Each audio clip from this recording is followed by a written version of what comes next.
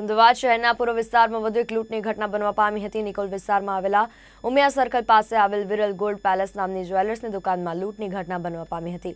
બંદૂકની અણીએ 5 લાખથી વધુની લૂંટ થવા પામી હતી। લૂંટારાઓ સીસીટીવી કેમેરામાં કેદ થવા પામ્યા હતા, જેને લઈને નિકોલ પોલીસે આરોપીઓને પકડી પાડવાના ચક્રો ગતિમાન કર્યા હતા।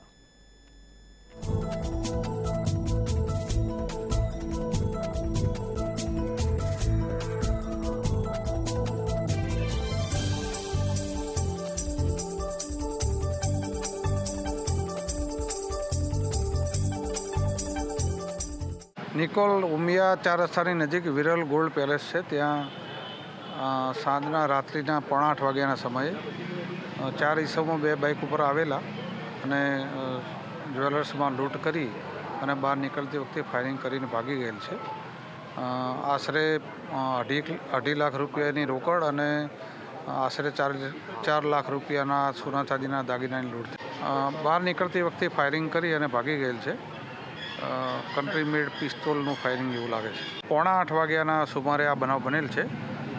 દુકાનમાં એક જ વ્યક્તિ હાજર હતી, માલિક એ સોફામાં બેઠેલ હતી ત્યારે મારામારી કરી અને લૂંટ કરીને ભાગી ગયેલ છે। તપાસ ચાલુ છે સીસીટીવી આધારે। દુકાનમાં સીસીટીવી હતા એના આધારે તપાસ ચાલુ છે।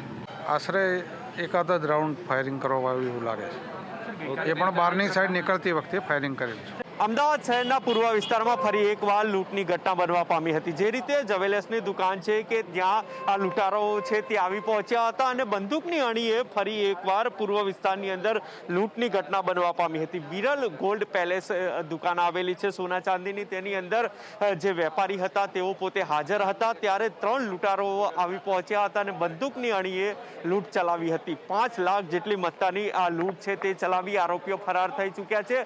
હજુ ગઈકાલની ઘટના જો વાત કરવામાં આવે તો ઠક્કરનગર વિસ્તારની અંદર જે ઘટના ઘટી હતી તેની અંદર લૂંટારાઓ છે તે હજુ સુધી પકડાઈ રહી હતી। ત્યાં બીજી એક આ લૂંટની ઘટના છે તે સામે આવી રહી છે ત્યારે પોલીસ પ્રશાસન ઉપર પણ અનેક સવાલો ઉઠવા પામે છે। ત્યારે હવે જોવાનું રહેશે કે આ પોલીસ લૂંટારાઓ સુધી ક્યારે પહોંચી શકે છે। કેમેરામેન ગજરાત સાથે રિપોર્ટર દીપક મકવાણા, અમદાવાદ।